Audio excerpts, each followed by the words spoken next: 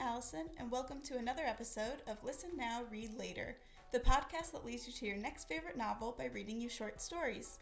As always, we will be tying together short fiction and long form fiction so that after you listen now, you can read later. Episode 16, Northern Attitude. Today we're bringing you a Russian short story titled The Overcoat by Nikolai Gogol. Often taught in creative writing classes, this story is considered the start of modern Russian literature, and it is often said that our current literature comes out from Gogol's Overcoat. After hearing this classic story, stay tuned for why we have the perfect modern novel for you to read. We're reading The Overcoat from Fiction 100, edited by James Pickering. This story is in the public domain. We hope you enjoy.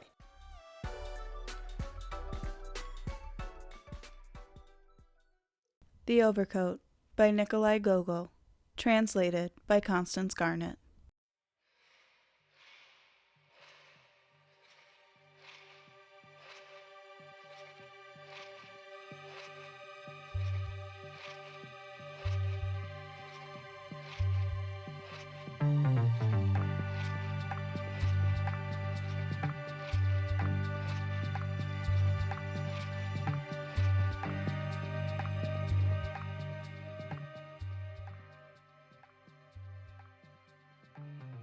In the department of, but it is better not to mention the department. There is nothing more irritable than departments, regiments, courts of justice, and, in a word, every branch of public service. Each individual attached to them nowadays thinks all society insulted in his person. Quite recently, a complaint was received from a justice of the peace in which he plainly demonstrated that all the imperial institutions were going to the dogs, and that the Tsar's sacred name was being taken in vain. And, in proof, he appended to the complaint a romance in which the justice of the peace is made to appear about once every 10 lines, and sometimes in a drunken condition. Therefore, in order to avoid all unpleasantness, it will be better to describe the department in question only as a certain department. So, in a certain department, there was a certain official, not a very high one, it must be allowed, short of stature, somewhat pockmarked, red-haired, and short-sighted, with a bald forehead, wrinkled cheeks, and a complexion of the kind known as sanguine. The St. Petersburg climate was responsible for this. As for his official status, he was what is called a perpetual titular counselor, over which, as is well known, some writers make merry and crack their jokes, obeying the praiseworthy custom of attacking those who cannot bite back. His family name was Bashmakin. This name is evidently derived from Bashmak, shoe, but when, at what time, and in what manner is not known. His father and grandfather and all the Bashmakins always wore boots, which only had new heels 2 or 3 times a year. His name was Akaki Akakievich. It may strike the reader as rather singular and far-fetched, but he may rest assured that it was by no means far-fetched, and that the circumstances were such that it would have been impossible to give him any other. This is how it came about. Akaki Akakievich was born, if my memory fails me not, in the evening of the 23rd of March. His mother, the wife of a government official and a very fine woman, made all due arrangements for having the child baptized. She was lying on the bed opposite the door. On her right stood the godfather, Ivan Ivanovich Eroshkin, a most estimable man who served as a presiding officer of the state, and the godmother, Anna Semenovna Bielobrushkova, the wife of an officer of the quarter, and a woman of rare virtues. They offered the mother her choice of 3 names, Mokia, Sosia, or that the child should be called after the martyr Kozdasat. No, Said the good woman. all those names are poor. In order to please her, they opened the calendar to another place. 3 more names appeared: Trifili, Dula, Varakasi. This is a judgment. Said the old woman.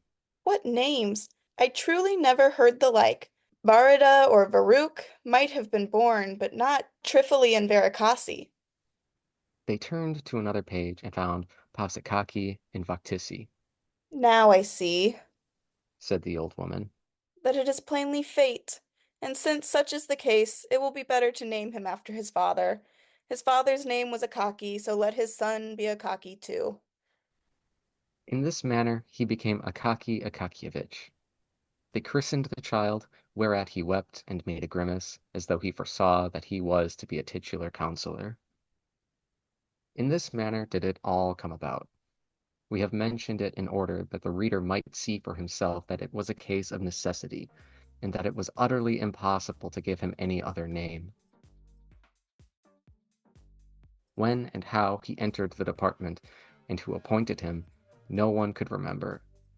However much the directors and chiefs of all kinds were changed, he was always to be seen in the same place, the same attitude, the same occupation, so that it was afterwards affirmed that he had been born in undress uniform with a bald head.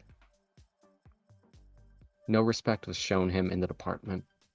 The porter not only did not rise from his seat when he passed, but never even glanced at him, any more than if a fly had flown through the reception room. His superiors treated him in coolly despotic fashion. Some sub-chief would thrust a paper under his nose without so much as saying, "Copy," or "Here's a nice interesting affair," or anything else agreeable, as is customary amongst well-bred officials. And he took it, looking only at the paper and not observing who handed it to him, or whether he had the right to do so, simply took it, and set about copying it. The young officials laughed at him and made fun of him, so far as their official wit permitted, told in his presence various stories concocted about him and about his landlady, an old woman of 70, declared that she beat him, asked when the wedding was to be, and strewed bits of paper over his head, calling them snow. But Akaky Akakiyevich answered not a word, any more than if there had been no one there besides himself. It even had no effect upon his work. Amid all these annoyances, he never made a single mistake in a letter. But if the joking became wholly unbearable, as when they jogged his hand and prevented his attending to his work, he would exclaim, Leave me alone. Why do you insult me? and there was something strange in the words and the voice in which they were uttered. There was in it something which moved to pity, so much that one young man, a newcomer, who, taking pattern by the others, had permitted himself to make sport of Akaki, suddenly stopped short, as though all about him had undergone a transformation, and presented itself in a different aspect. Some unseen force repelled him from the comrades whose acquaintance he had made, on the supposition that they were well-bred and polite men. Long afterwards, in his gayest moments, there recurred to his mind the little official with the bald forehead, with his heart-rending words. Leave me alone. Why do you insult me? In these moving words, other words resounded, I am thy brother. and the young man covered his face with his hand, and many a time afterwards, in the course of his life, shuddered at seeing how much inhumanity there is in man, how much savage coarseness is concealed beneath delicate, refined worldliness, and even, oh God, in that man whom the world acknowledges as honorable and noble. It would be difficult to find another man who lived so entirely for his duties. It is not enough to say that Akaki labored with zeal. No, he labored with love. In his copying, he found a varied and agreeable employment. Enjoyment was written on his face. Some letters were even favorites with him, and when he encountered these he smiled, winked, and worked with his lips, till it seemed as though each letter might be read on his face as his pen traced it. If his pay had been in proportion to his zeal, he would, perhaps, to his great surprise, have been made even a councillor of state. But he worked, as his companions, the wits, put it, like a horse in a mill. Moreover, it is impossible to say that no attention was paid to him. One director, being a kindly man, and desirous of rewarding him for his long service, ordered him to be given something more important than mere copying. So he was ordered to make a report of an already concluded affair to another department, the duty consisting simply in changing the heading and altering a few words from the first to the third person. This caused him so much toil that he broke into a perspiration, rubbed his forehead, and finally said, No, give me rather something to copy. After that, they let him copy on forever. Outside this copying, it appeared that nothing existed for him. He gave no thought to his clothes. His undress uniform was not green, but a sort of rusty meal color. The collar was low, so that his neck, in spite of the fact that it was not long, seemed inordinately so as it emerged from it, like the necks of those plaster cats which wag their heads, and are carried about upon the head of scores of image sellers. And something was always sticking to his uniform, either a bit of hay or some trifle. Moreover, he had a peculiar knack, as he walked along the street, of arriving beneath a window just as all sorts of rubbish were being flung out of it. Hence, he always bore about on his hat scraps of melon rinds and other such articles. Never once in his life did he give heed to what was going on every day in the street. While it is well known that his young brother officials train the range of their glances till they can see when anyone's trouser straps come undone upon the opposite sidewalk, which always brings a malicious smile to their faces. But Akaky Akakiyevich saw in all things the clean, even strokes of his written lines, and only when a horse thrust his nose from some unknown quarter over his shoulder and sent a whole gust of wind down his neck from his nostrils, did he observe that he was not in the middle of a page, but in the middle of the street. On reaching home, he sat down at once at the table, supped his cabbage soup up quickly, and swallowed a bit of beef with onions, never noticing their taste, and gulping down everything with flies and anything else which the Lord happened to send at the moment. His stomach filled, he rose from the table, and copied papers which he had brought home. If there happened to be none, he took copies for himself, for his own gratification, especially if the document was noteworthy, not on account of its style, but of its being addressed to some distinguished person. Even at the hour when the gray St. Petersburg sky had quite dispersed, and all the official world had eaten or dined, each as he could, in accordance with the salary he received and his own fancy, when all were resting from the departmental jar of pens, running to and fro from their own and other people's indispensable occupations, and from all the work that an uneasy man makes willingly for himself, rather than what is necessary.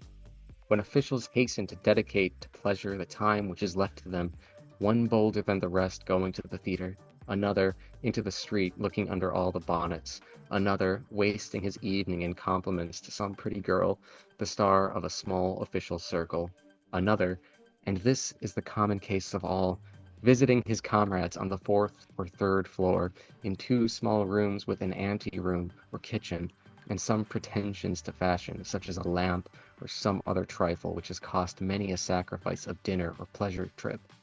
In a word, at the hour when all officials disperse among the contracted quarters of their friends to play whist, as they sip tea from glasses with a kopek's worth of sugar, smoke long pipes, relate at times some bits of gossip which a Russian man can never, under any circumstances, refrain from, and, when there is nothing else to talk of, repeat eternal anecdotes about the commandant to whom they had sent word that the tails of the horses on the Falconet Monument had been cut off, when all strive to divert themselves, Akaky Akakiyevich indulged in no kind of diversion. No one could ever say that he had seen him at any kind of evening party. Having written to his heart's content, he lay down to sleep, smiling at the thought of the coming day, of what God might send him to copy on the morrow. Thus flowed on the peaceful life of the man who, with a salary of 400 rubles, understood how to be content with his lot. And thus it would have continued to flow on, perhaps, to extreme old age, were it not that there are various ills strewn along the path of life for titular councillors, as well as for private, actual, court, and every other species of councillor, even for those who never give any advice or take any themselves.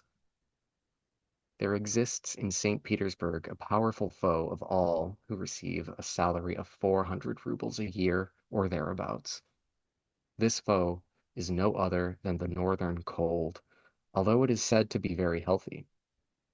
At 9 o'clock in the morning, At the very hour when the streets are filled with men bound for various official departments, it begins to bestow such powerful and piercing nips on all noses impartially that the poor officials really do not know what to do with them. At an hour when the foreheads of even those who occupy exalted positions ache with the cold, and tears start to their eyes, the poor titular councillors are sometimes quite unprotected. Their only salvation lies in traversing as quickly as possible, in their thin little coats, 5 or 6 streets, and then warming their feet in the porter's room, and so thawing all their talents and qualifications for official service, which had become frozen on the way. Akaki Akakiyevich had felt for some time that his back and shoulders suffered with peculiar poignancy, in spite of the fact that he tried to traverse the distance with all possible speed. He began finally to wonder whether the fault did not lie in his cloak. He examined it thoroughly at home, and discovered that in 2 places, namely, on the back and shoulders, it had become thin as gauze. The cloth was worn to such a degree that he could see through it, and the lining had fallen into pieces. You must know that Akaki Akakiyevich's cloak served as an object of ridicule to the officials. They even refused it the noble name of cloak, and called it a cape. In fact, it was of singular make, its color diminishing year by year, but serving to patch its other parts. The patching did not exhibit great skill on the part of the tailor, and was, in fact, baggy and ugly. Seeing how the matter stood, Akaki Akakiyevich decided that it would be necessary to take the cloak to Petrovich, the tailor, who lived somewhere on the 4th floor up a dark staircase, and who, in spite of his having but one eye and pockmarks all over his face, busied himself with considerable success in repairing the trousers and coats of officials and others. That is to say, when he was sober and not nursing some other scheme in his head. It is not necessary to say much about this tailor, but as it is the custom to have the character of each personage in a novel clearly defined, there is no help for it. So, here is Petrovich the tailor. At first, he was called only Grigory, and was some gentleman's serf. He commenced calling himself Petrovich from the time when he received his free papers, and further began to drink heavily on all holidays, at first on the great ones, and then on all church festivities without discrimination, wherever a cross stood in the calendar. On this point he was faithful to ancestral custom, and when quarreling with his wife, he called her a low female and of German. As we have mentioned his wife, it will be necessary to say a word or two about her. Unfortunately, little is known of her beyond the fact that Petrovich has a wife who wears a cap and a dress, but cannot lay claim to beauty. At least, no one but the soldiers of the guard even looked under her cap when they met her. Ascending the staircase which led to Petrovich's room, which staircase was all soaked with dishwater and reeked with the smell of spirits which affects the eyes and is an inevitable adjunct to all dark stairways in St. Petersburg houses.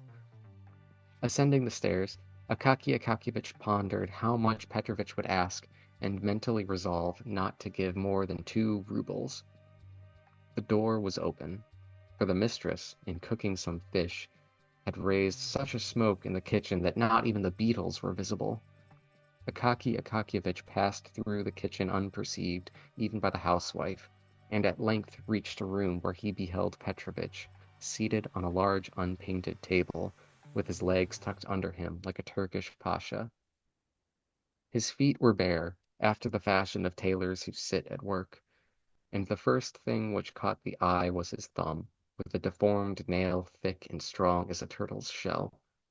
About Petrovich's neck hung a skein of silk and thread, and upon his knees lay some old garment.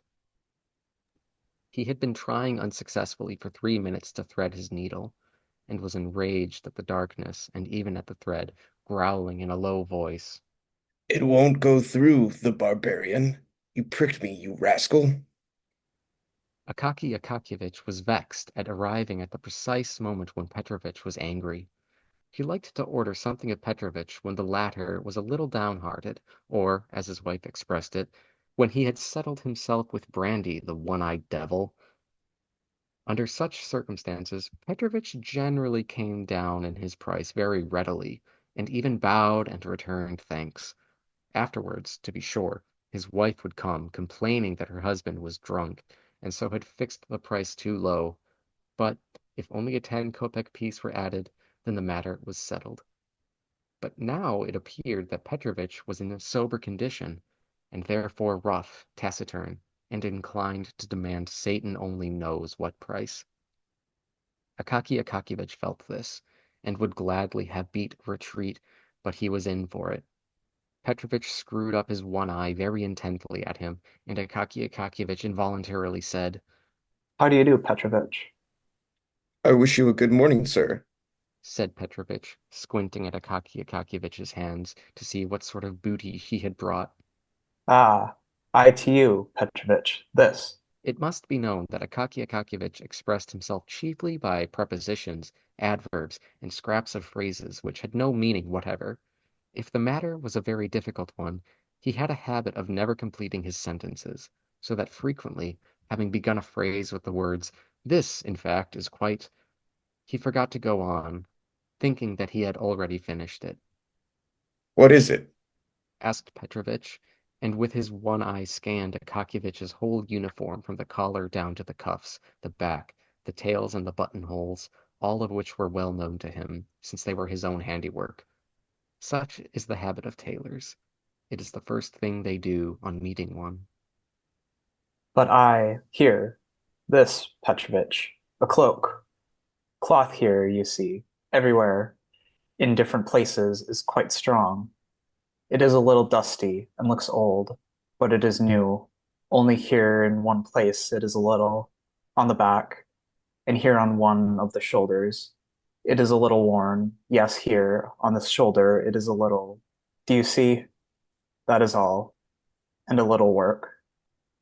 Petrovich took the cloak, spread it out to begin with on the table, looked hard at it, shook his head, reached out his hand to the window-sill for his snuff-box, adorned with the portrait of some general, though what general is unknown, for the place where the face should have been had been rubbed through by the finger, and a square bit of paper had been pasted over it. Having taken a pinch of snuff, Petrovich held up the cloak and inspected it against the light, and again shook his head once more. After which he again lifted the general adorned lid with its bit of pasted paper, and having stuffed his nose with snuff, closed and put away the snuff-box, and said finally, No, it is impossible to mend it. It's a wretched garment. Akaky Akakievich's heart sank at these words. Why is it impossible, Petrovich? He said, almost in the pleading voice of a child. All that ails it is, that it is worn on the shoulders. You must have some pieces. Yes, patches could be found. Patches are easily found. Said Petrovich. But there's nothing to sew them to. The thing is completely rotten. If you put a needle to it, see, it will give way. Let it give way, and you can put on another patch at once. But there is nothing to put the patches onto. There's no use in strengthening it. It is too far gone. It's lucky that it's cloth, for if the wind were to blow, it would fly away. Well, strengthen it again. How will this, in fact? No, said Petrovich decisively. there is nothing to be done with it. It's a thoroughly bad job. You'd better, when the cold winter weather comes on, make yourself some gaiters out of it, because stockings are not warm. The Germans invented them in order to make money. Petrovich loved on all occasions to have a fling at the Germans. But it is plain you must have a new cloak. At the word new, all grew dark before Akaky Akakievich's eyes, and everything in the room began to whirl around. The only thing he saw clearly was the general, with the paper face on the lid of Petrovich's snuff-box. A new one? Said he, as if still in a dream. Why, I have no money for that. Yes, a new one. Said Petrovich, with barbarous composure. Well, if it came to a new one, how would it? You mean how much would it cost? Yes. Well, You would have to lay out 150 or more. said Petrovich, and pursed up his lips significantly. He liked to produce powerful effects, liked to stun utterly and suddenly, and then to glance sideways to see what face the stunned person would put on the matter. 150 rubles for a cloak? Shrieked poor Akaky Akakiyevich, perhaps for the first time in his life, for his voice had always been distinguished for softness. Yes, sir, Said Petrovich. for any kind of cloak. If you have a marten fur on the collar or a silk-lined hood, it will mount up to 200. Petrovich, please. Said Akaky Akakiyevich in a beseeching tone, not hearing, and not trying to hear, Petrovich's words, and disregarding all his effects. Some repairs in order that it may wear yet a little longer. No, it would only be a waste of time and money. Said Petrovich, and Akaky Akakiyevich went away after these words, utterly discouraged. But Petrovich stood for some time after his departure, with significantly compressed lips, and without betaking himself to his work, satisfied that he would not be dropped, and an artistic tailor employed. Akaky Akakiyevich went out into the street as if in a dream. Such an affair. He said to himself. I did not think it had come to. And then, after a pause, he added, Well, so it is. See what it has come to at last. And I never imagined that it was so. Then followed a long silence, after which he exclaimed, Well, so it is. See what already. Nothing unexpected that. It would be nothing. What a strange circumstance. So saying, instead of going home, he went in exactly the opposite direction without himself suspecting it. On the way, a chimney sweep bumped up against him and blackened his shoulder, and a whole hatful of rubbish landed on him from the top of a house which was building. He did not notice it, and only when he ran against a watchman who, having planted his halberd beside him, was shaking some snuff from his box into his horny hand, did he recover himself a little, and that because the watchman said, Why are you poking yourself into a man's very face? Haven't you the payment? This caused him to look about him and turn towards home. There only he finally began to collect his thoughts, and to survey his position in its clear and actual light, and to argue with himself, sensibly and frankly, as with a reasonable friend with whom one can discuss private and personal matters, No, said Akaky Akakiyevich.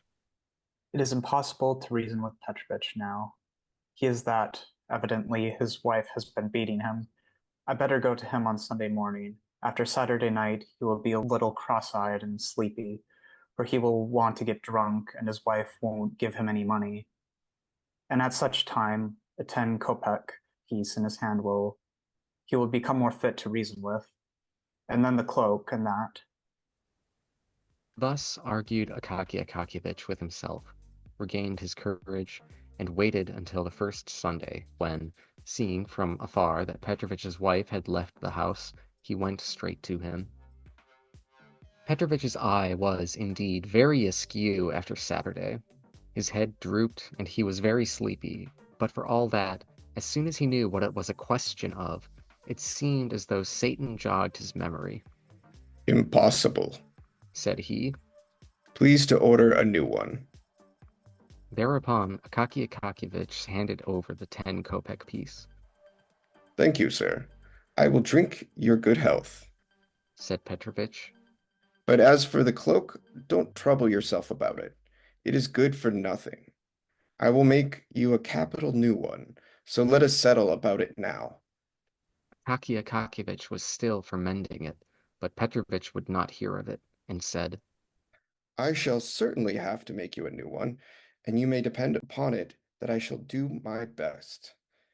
It may even be, as the fashion goes, that the collar could be fastened by silver hooks under a flap. Then Akaky Akakiyevich saw that it was impossible to get along without a new cloak, and his spirit sank utterly. How, in fact, was it to be done? Where was the money to come from? He might, to be sure, depend in part upon his present at Christmas, but that money had long been allotted beforehand. He must have some new trousers and pay a debt of long standing to the shoemaker for putting new tops to his old boots, and he must order 3 shirts from the seamstress and a couple of pieces of linen. In short, all his money must be spent, and even if the director should be so kind as to order him to receive 45 rubles instead of 40, or even 50, it would be a mere nothing, a mere drop in the ocean towards the funds necessary for a cloak. Although he knew that Petrovich was often wrong-headed enough to blurt out some outrageous price, so that even his own wife could not refrain from exclaiming, "Have you lost your senses, you fool?" At one time he would not work at any price, and now it was quite likely that he had named a higher sum than the cloak would cost. But although he knew that Petrovich would undertake to make a cloak for 80 rubles, still, where was he to get the 80 rubles from? He might possibly manage half, yes, half might be procured, but where was the other half to come from? But the reader must first be told where the first half came from. Akaky Akakiyevich had a habit of putting, for every ruble he spent, a groschen into a small box, fastened with a lock and key, and with a slit in the top for reception of money. At the end of every half-year he counted over the heap of coppers and changed it for silver. This he had done for a long time, and in the course of years the sum had mounted up to over 40 rubles. Thus he had one half on hand. But where was he to find the other half? Where was he to get another 40 rubles from? Akaky Akakiyevich thought, and decided that it would be necessary to curtail his ordinary expenses for the space of 1 year at least, to dispense with tea in the evening, to burn no candles, and, if there was anything which he must do, to go into his landlady's room and work by her light. When he went into the street, he must walk as lightly as he could and as cautiously upon the stones, almost upon tiptoe, in order not to wear his heels down in too short a time. He must give the laundress as little to wash as possible. And, in order not to wear out his clothes, he must take them off as soon as he got home, and wear only his cotton dressing-gown, which had been long and carefully saved. To tell the truth, it was a little hard for him at first to accustom himself to these deprivations, but he got used to them at length, after a fashion, and all went smoothly. He even got used to being hungry in the evening, but he made up for it by treating himself, so to say, in spirit, by bearing ever in mind the idea of his future cloak. From that time forth his existence seemed to become, in some way, fuller, as if he were married, or as if some other man lived in him, as if, in fact, he were not alone, and some pleasant friend had consented to travel along life's path with him, the friend being no other than the cloak, with thick wadding and a strong lining incapable of wearing out. He became more lively, and even his character grew firmer, like that of a man who has made up his mind and set himself a goal. From his face and gait, doubt and indecision, all hesitating and wavering traits disappeared of themselves. Fire gleamed in his eyes, and occasionally the boldest and most daring ideas flitted through his mind. Why not, for instance, have marten fur on the collar? The thought of this almost made him absent-minded. Once, in copying a letter, he nearly made a mistake, so that he exclaimed almost aloud, Ugh. and crossed himself. Once, in the course of every month, he had a conference with Petrovich on the subject of the cloak, where it would be better to buy the cloth, and the color, and the price. He always returned home satisfied, though troubled, reflecting that the time would come at last when it could all be bought, and then the cloak made. The affair progressed more briskly than he had expected. Far beyond all his hopes, the director awarded neither 40 nor 45 rubles for Akaky Akakiyevich's share, but 60. Whether he suspected that Akaky Akakiyevich needed a cloak, or whether it was merely chance, at all events 20 extra rubles were made by this means provided. This circumstance hastened matters. 2 or 3 months more of hunger, and Akaky Akakiyevich had accumulated about 80 rubles. His heart, generally so quiet, began to throb. On the first possible day, he went shopping in company with Petrovich. They bought some very good cloth, and at a reasonable rate, too, for they had been considering the matter for 6 months, and rarely let a month pass without their visiting the shops to inquire prices. Petrovich himself said that no better cloth could be had. For lining, they selected a cotton stuff, but so firm and thick that Petrovich declared it to be better than silk, and even prettier and more glossy. They did not buy the marten fur because it was, in fact, dear, but in its stead they picked out the very best of cat skin which could be found in the shop, and which might, indeed, be taken for marten at a glance. Petrovich worked at the cloak for 2 whole weeks, for there was a great deal of quilting. Otherwise it would have been finished sooner. He charged 12 rubles for the job. It could not possibly have been done for less. It was all sewed with silk in small double seams, and Petrovich went over each seam afterwards with his own teeth, stamping out various patterns. It was, it is difficult to say precisely on what day, but probably the most glorious one in Akaky Akakiyevich's life, when Petrovich at length brought home the cloak. He brought it in the morning, before the hour when it was necessary to start for the department. Never did a cloak arrive so exactly in the nick of time, for the severe cold had set in, and it seemed to threaten to increase. Petrovich brought the cloak himself as befits a good tailor. On his countenance was a significant expression such as Akaky Akakiyevich had never beheld there. He seemed fully sensible that he had done no small deed, and crossed the gulf separating tailors who only put in linings and execute repairs from those who make new things. He took the cloak out of the pocket handkerchief in which he had brought it. The handkerchief was fresh from the laundress, and he put it in his pocket for use. Taking out the cloak, he gazed proudly at it, held it up with both hands, and flung it skilfully over the shoulders of Akaky Akakiyevich. Then he pulled it and fitted it down behind with his hand, and he draped it around Akaky Akakiyevich without buttoning it. Akaky Akakiyevich, like an experienced man, wished to try the sleeves. Petrovich helped him on with them, and it turned out that the sleeves were satisfactory also. In short, the cloak appeared to be perfect and most seasonable.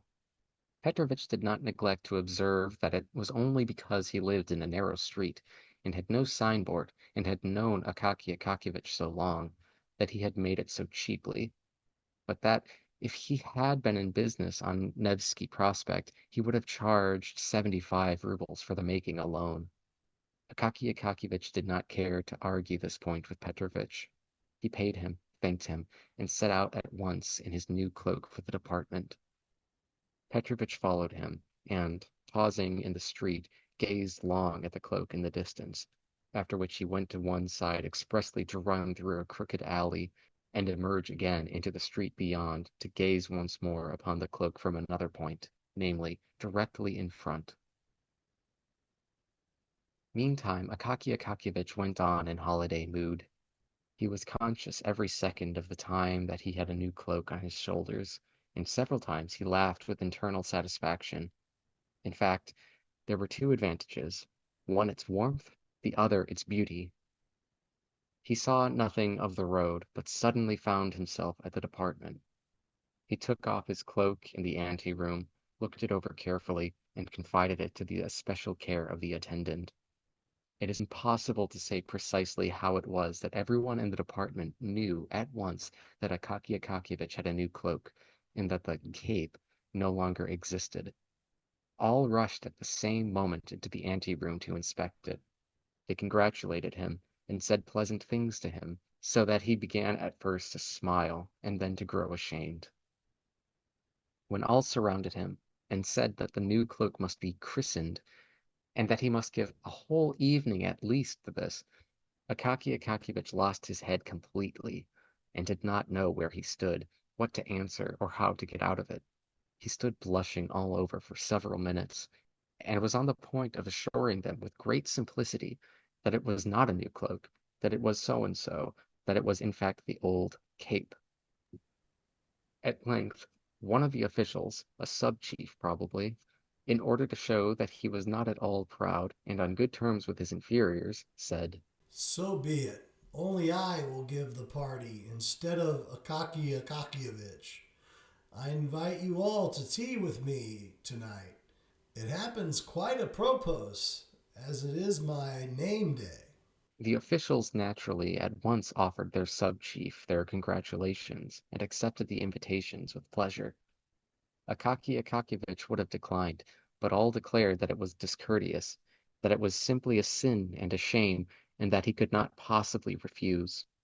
Besides, the notion became pleasant to him when he recollected that he should thereby have a chance of wearing his new cloak in the evening also. That whole day was truly a most triumphant festival for Akaki Akakiyevich. He returned home in the most happy frame of mind, took off his cloak, and hung it carefully on the wall, admiring afresh the cloth and the lining. Then he brought out his old, worn-out cloak for comparison. He looked at it and laughed, so vast was the difference. And long after dinner he laughed again when the condition of the cape recurred to his mind. He dined cheerfully, and after dinner wrote nothing, but took his ease for a while on the bed until it got dark. Then he dressed himself leisurely, put on his cloak, and stepped out into the street. Where the host lived, unfortunately, we cannot say. Our memory begins to fail us badly, and the houses and streets in St. Petersburg have become so mixed up in our head that it is very difficult to get anything out of it again in proper form. This much is certain, that the official lived in the best part of the city, and therefore it must have been anything but near to Akaki Akakievich's residence. Akaki Akakievich was first obliged to traverse a kind of wilderness of deserted, dimly lighted streets, but in proportion as he approached the official's quarter of the city, the streets became more lively, more populous, and more brilliantly illuminated. Pedestrians began to appear, handsomely dressed ladies were more frequently encountered, the men had otter-skin collars to their coats, peasant wagoners, with their grate-like sledges stuck over with brass-headed nails, became rarer, whilst on the other hand more and more drivers in red velvet caps, lacquered sledges, and bearskin coats began to appear, and carriages with rich hammer-cloths flew swiftly through the streets, their wheels scrunching the snow. Akaki Akakiyevich gazed upon all this as upon a novel sight. He had not been in the streets during the evening for years. He halted out of curiosity before a shop window to look at a picture representing a handsome woman who had thrown off her shoe, thereby baring her whole foot in a very pretty way, whilst behind her the head of a man with whiskers and a handsome mustache peeped through the doorway of another room. Akaki Akakiyevich shook his head and laughed, and then went on his way. Why did he laugh? Either because he had met with a thing utterly unknown, but for which every one cherishes, nevertheless, some sort of feeling, or else he thought, like many officials, as follows. Well, those French, what is to be said?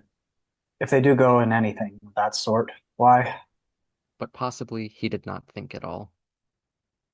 Akaki Akakiyevich at length reached the house in which the sub-chief lodged. The sub-chief lived in fine style. The staircase was lit by a lamp, his apartment being on the second floor.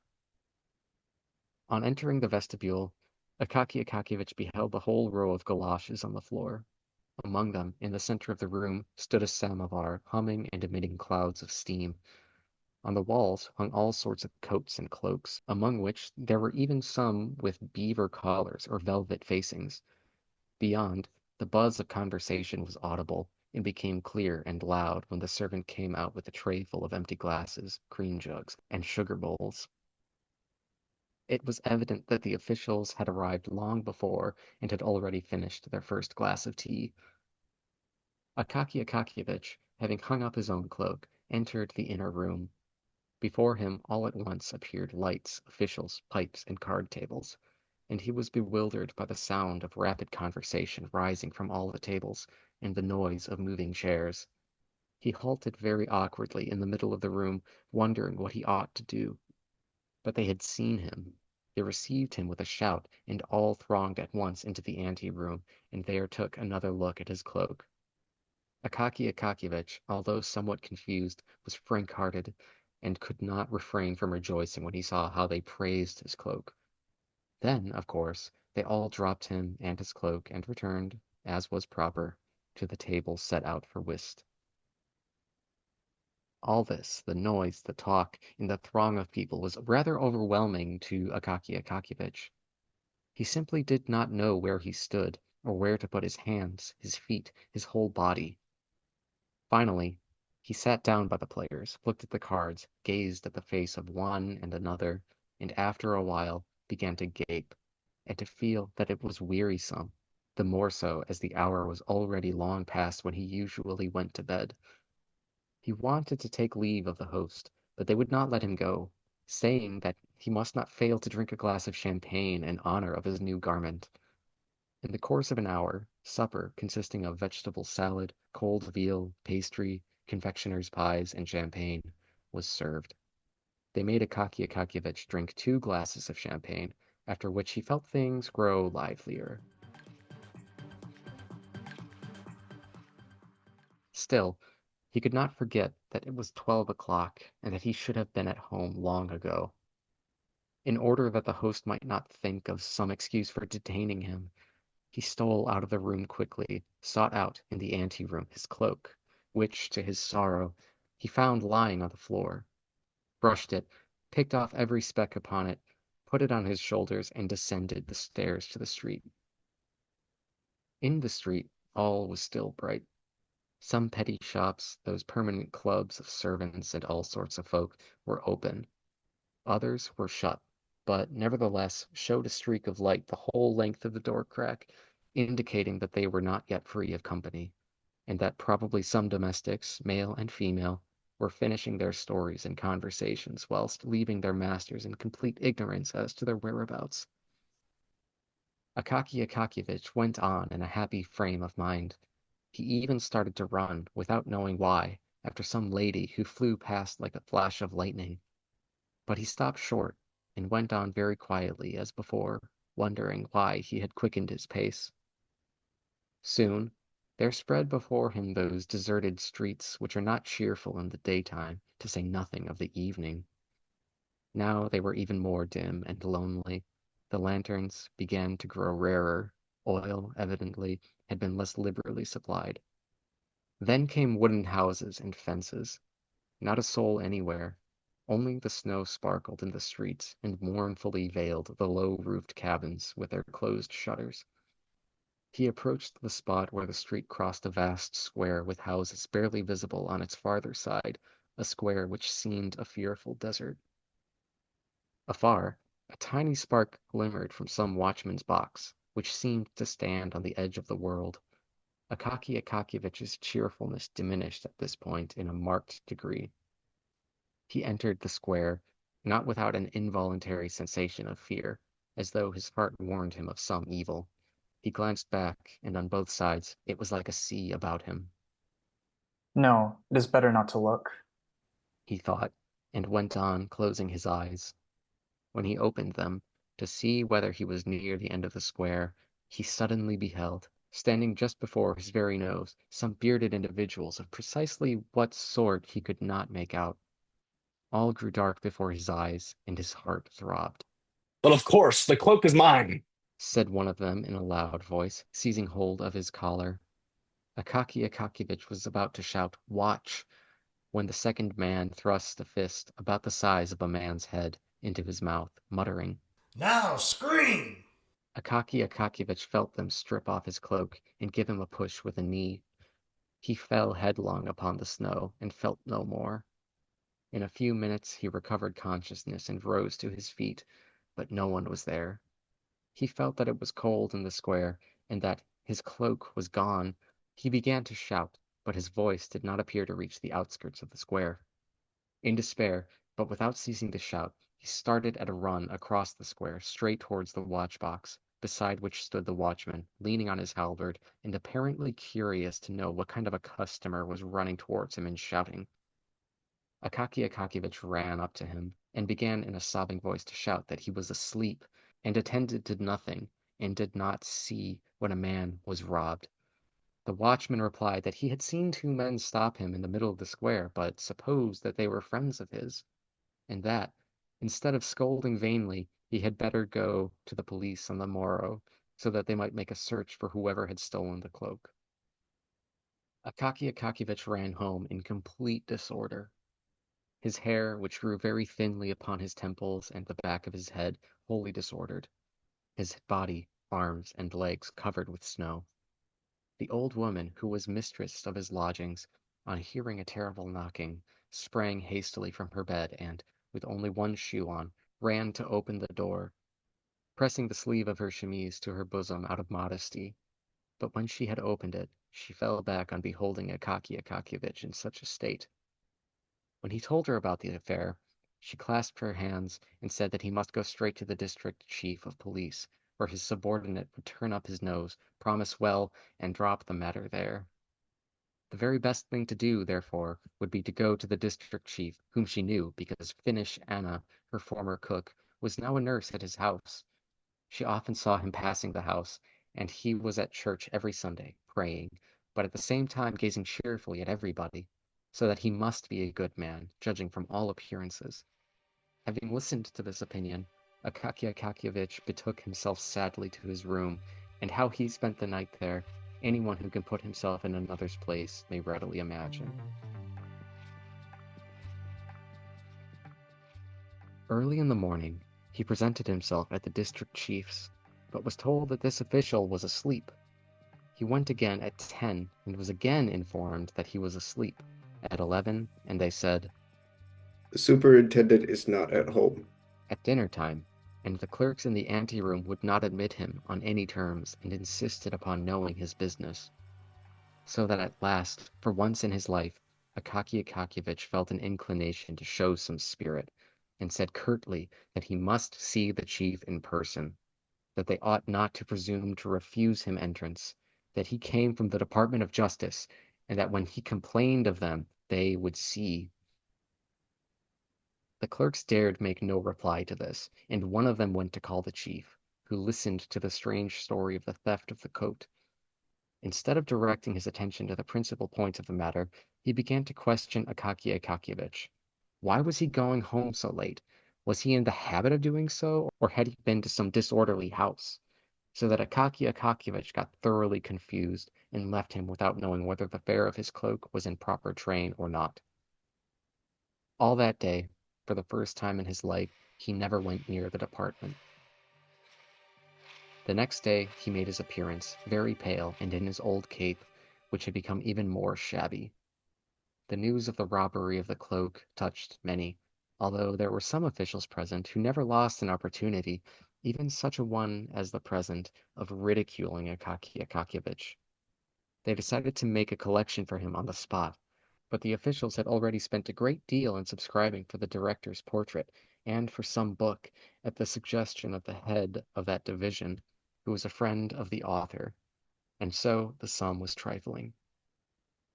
One of them, moved by pity, resolved to help Akaky Akakiyevich with some good advice at least, and told him that he ought not to go to the police, for although it might happen that a police officer, wishing to win the approval of his superiors, might hunt up the cloak by some means, still his cloak would remain in the possession of the police if he did not offer legal proof that it belonged to him.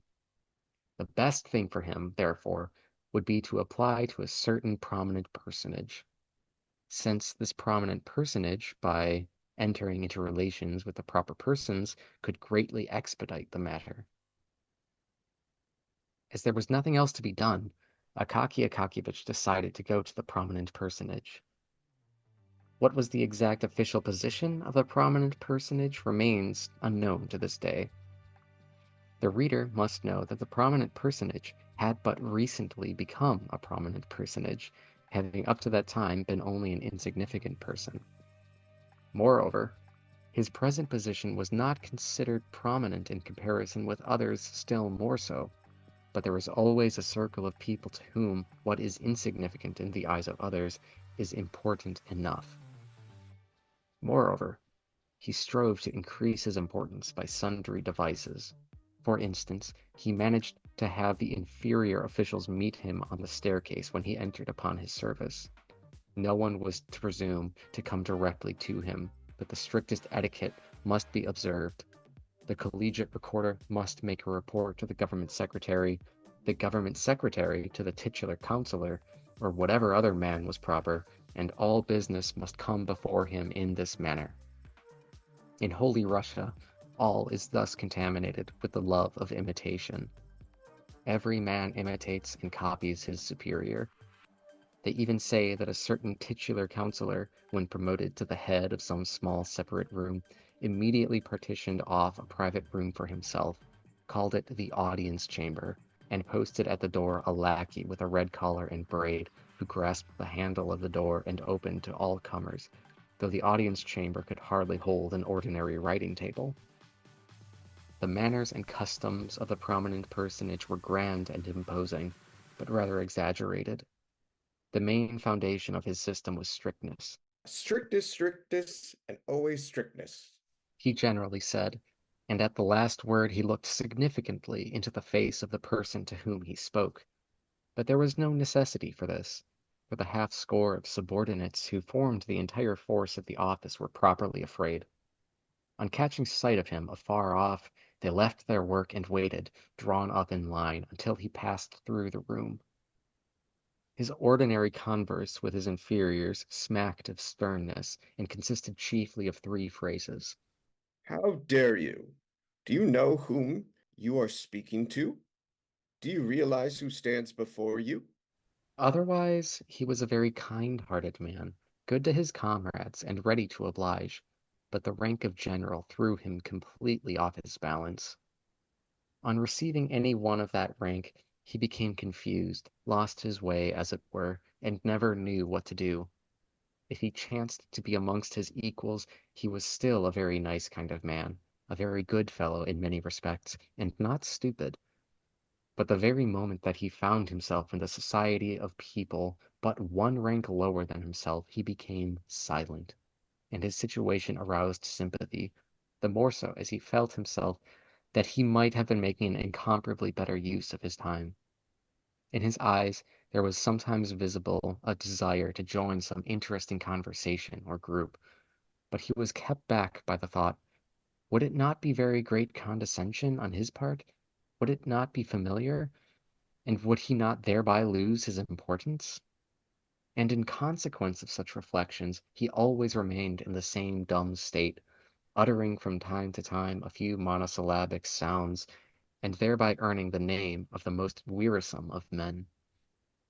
To this prominent personage Akaky Akakiyevich presented himself, and this at the most unfavorable time for himself, though opportune for the prominent personage. The prominent personage was in his cabinet, conversing gaily with an old acquaintance and companion of his childhood, whom he had not seen for several years, and who had just arrived when it was announced to him that a person named Bashmaktkin had come. He asked abruptly. Who is he? Some official. He was informed. Ah, he can wait. There's no time for him to call, Said the important man. It must be remarked here that the important man lied outrageously. He had said all he had to say to his friend long before, and the conversation had been interspersed for some time with very long pauses, during which they merely slapped each other on the leg and said, You think so, Ivan Abramovich? Just so, Stepan Varlamich. Nevertheless, he ordered that the official should be kept waiting, in order to show his friend, a man who had not been in the service for a long time, but had lived at home in the country, how long officials had to wait in his anteroom. At length, having talked himself completely out, and more than that, having had his fill of pauses, and smoked a cigar in a very comfortable armchair with reclining back, he suddenly seemed to recollect, and said to the secretary, who stood by the door with papers of reports, So it seems that there is a chinovnik waiting to see me. Tell him that he may come in. On perceiving Akaky Akakiyevich's modest mien and his worn undress uniform, he turned abruptly to him and said, What do you want? in a curt, hard voice, which he had practiced in his room in private, and before the looking-glass for a whole week before being raised to his present rank.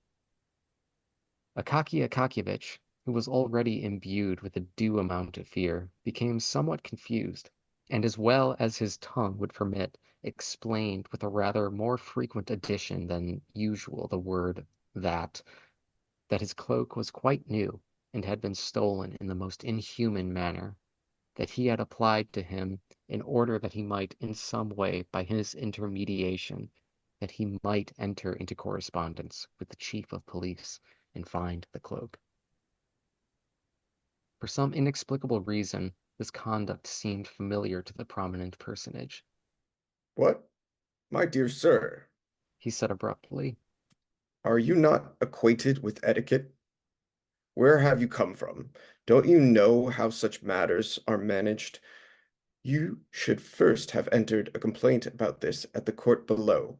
It would have gone to the head of the department, then to the chief of the division, then it would have been handed over to the secretary, and the secretary would have given it to me.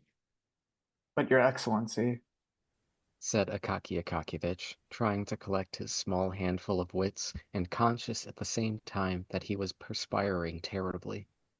I, Your Excellency, presume to trouble you because secretaries are an untrustworthy race. What? What? said the important personage. Where did you get such courage? Where did you get such ideas? What impudence towards their chiefs and superiors have spread among the young generation? Prominent personage apparently had not observed that Akaky Akakiyevich was already in the neighborhood of 50. If he could be called a young man, it must have been in comparison with someone who was over 70. Do you know to whom you speak? Do you realize who stands before you? Do you realize it? Do you realize it? I ask you. Then he stamped his foot and raised his voice to such a pitch that it would have frightened even a different man from Akaky Akakiyevich. Akaky Akakiyevich's senses failed him. He staggered, trembled in every limb, and, if the porters had not run to support him, would have fallen to the floor. They carried him out insensible.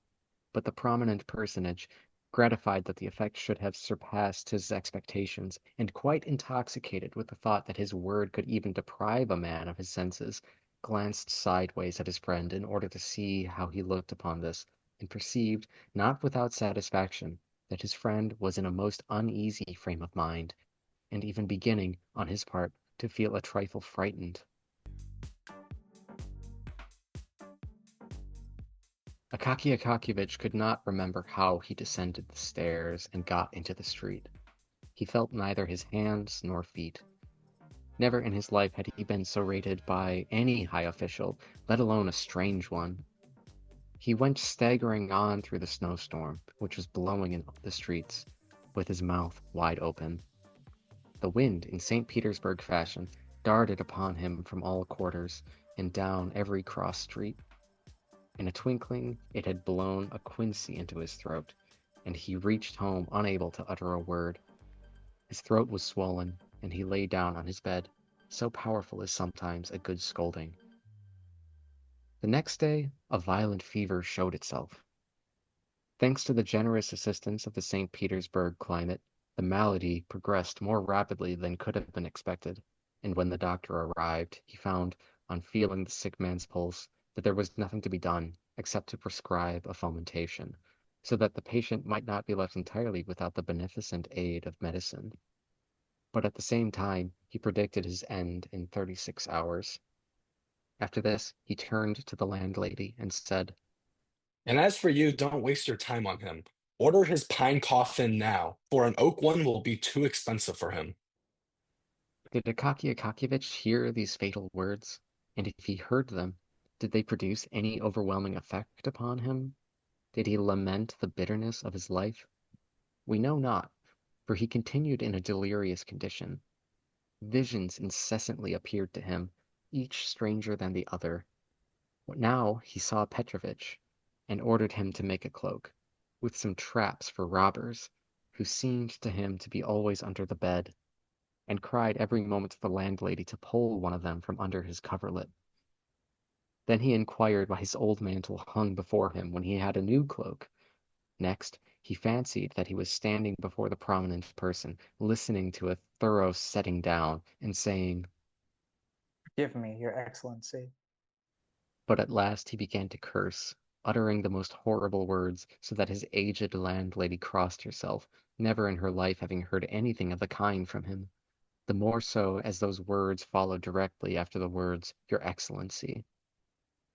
Later on he talked utter nonsense, of which nothing could be made, all that was evident being that his incoherent words and thoughts hovered ever about one thing, his cloak. At length poor Akaky Akakiyevich breathed his last. They sealed up neither his room nor his effects, because, in the first place, there were no heirs, and, in the second, there was very little to inherit beyond a bundle of goose quills, a quire of white official paper, 3 pairs of socks, 2 or 3 buttons which had burst off his trousers, and the mantle already known to the reader. To whom all this fell, God knows. I confess that the person who told me this tale took no interest in the matter. They carried Akaky Akakiyevich out and buried him. And St. Petersburg was left without Akaky Akakiyevich, as though he had never lived there.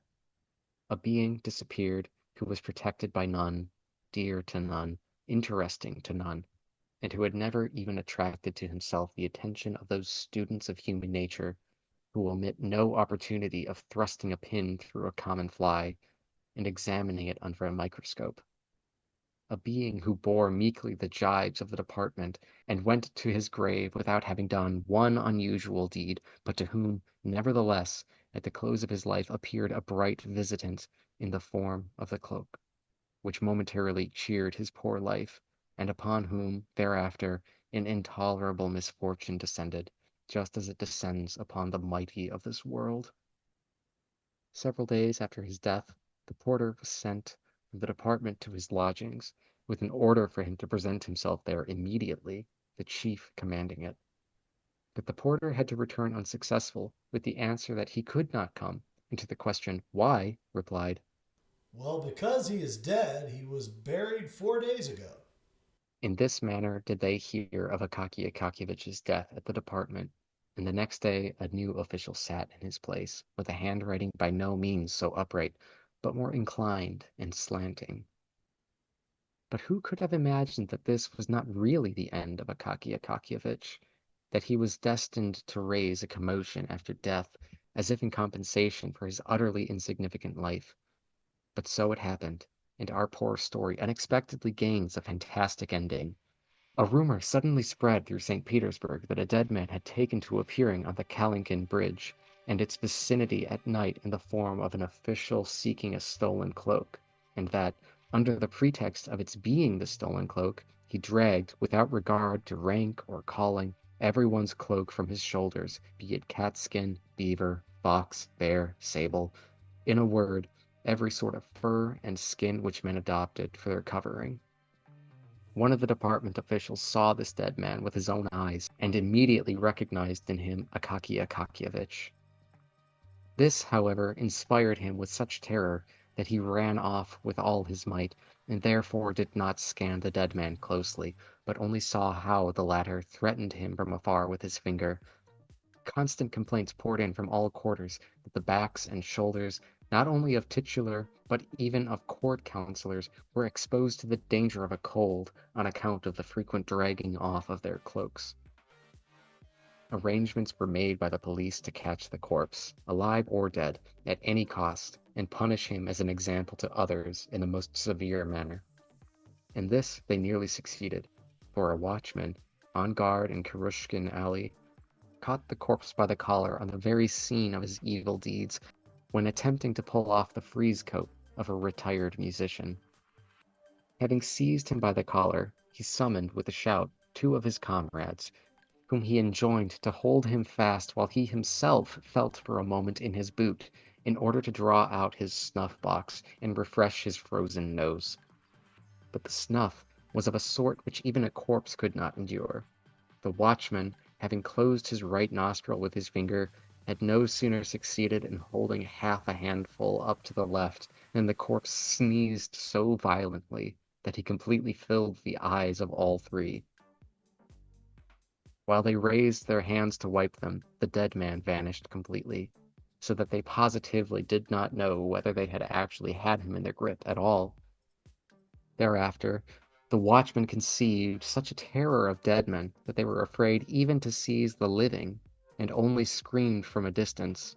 Hey there, go your way. So the dead chinovnik began to appear even beyond the Kalinkin Bridge, causing no little terror to all timid people. We have totally neglected that certain prominent personage who may really be considered as the cause of the fantastic turn of this true history. First of all, justice compels us to say that after the departure of poor, annihilated Akaki Akakievich, he felt something like remorse. Suffering was unpleasant to him, for his heart was accessible to many good impulses, in spite of the fact that his rank often prevented his showing his true self. As soon as his friend had left his cabinet, he began to think about poor Akaki Akakievich. And from that day forth, poor Akaki Akakievich, who could not bear up under an official reprimand, recurred to his mind almost every day. The thought troubled him to such an extent that a week later he even resolved to send an official to him, to learn whether he really could assist him. And when it was reported to him that Akaki Akakievich had died suddenly of fever, he was startled, hearkened to the reproaches of his conscience, and was out of sorts for the whole day.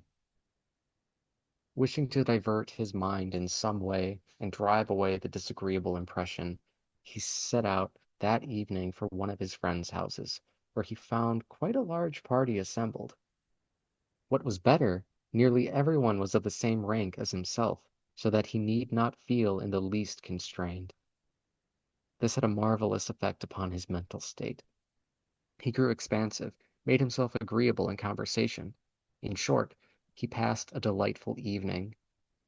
After supper, he drank a couple of glasses of champagne, not a bad recipe for cheerfulness, as everyone knows. The champagne inclined him to various adventures, and he determined not to return home, but to go and see a certain well-known lady of German extraction, Karolina Ivanovna, a lady, it appears, with whom he was on a very friendly footing. It must be mentioned that the prominent personage was no longer a young man, but a good husband and respected father of a family. 2 sons, one of whom was already in the service, and a good-looking 16-year-old daughter, with a rather retrousse but pretty little nose, came every morning to kiss his hand and say, Bonjour, Papa. his wife, a still fresh and good-looking woman, first gave him her hand to kiss, and then, reversing the procedure, kissed his. But the prominent personage, though perfectly satisfied in his domestic relations, considered it stylish to have a friend in another quarter of the city. This friend was scarcely prettier or younger than his wife, but there are such puzzles in the world, and it is not our place to judge them. So the important personage descended the stairs, stepped into his sledge, said to the coachman, To Karolina Ivanovna's.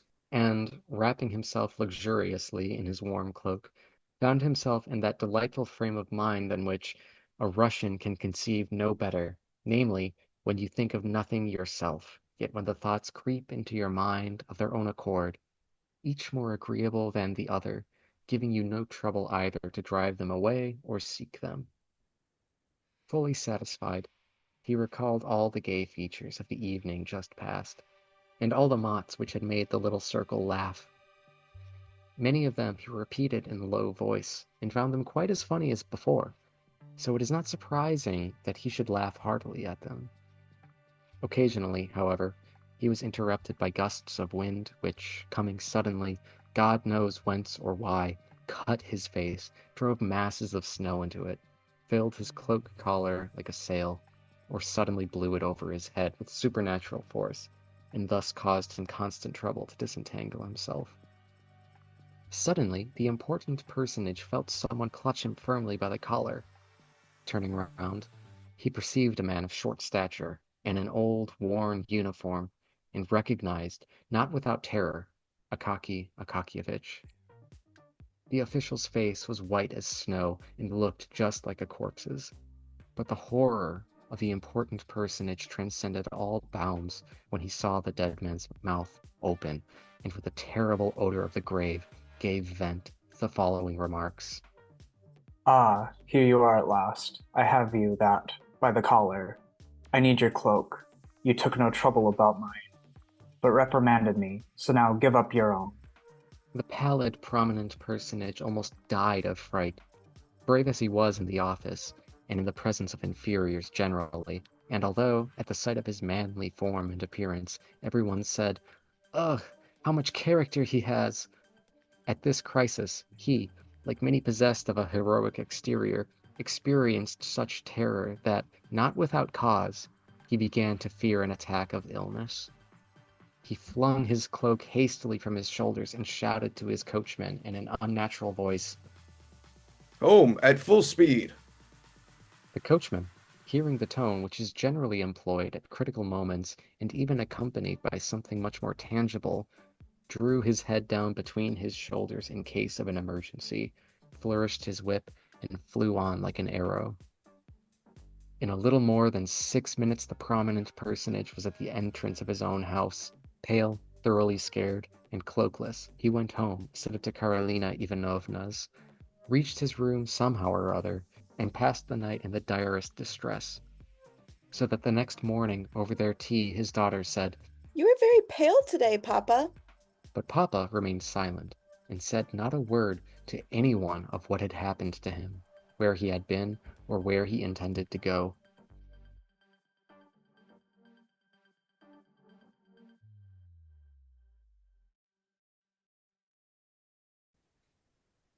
This occurrence made a deep impression upon him. He even began to say, How dare you? Do you realize who stands before you? less frequently to the under-officials, and if he did utter the words, it was only after having first learned the bearings of the matter. But the most noteworthy point was that from that day forward the apparition of the dead chinovnik ceased to be seen. Evidently, the prominent personage's cloak just fitted his shoulders. At all events, no more instances of his dragging cloaks from people's shoulders were heard of. But many active and apprehensive persons could by no means reassure themselves, and asserted that the dead chinovnik still showed himself in distant parts of the city. In fact, one watchman in Kolomna saw with his own eyes the apparition come from behind a house. But being rather weak of body, he dared not arrest him, but followed him in the dark, until, at length, the apparition looked around, paused, and inquired, What do you want? at the same time showing a fist such as is never seen on living men. The watchman said, It's of no consequence. and turned back instantly. But the apparition was much too tall, wore huge mustaches, and, directing its steps apparently towards the Overcoat bridge, disappeared in the darkness of the night.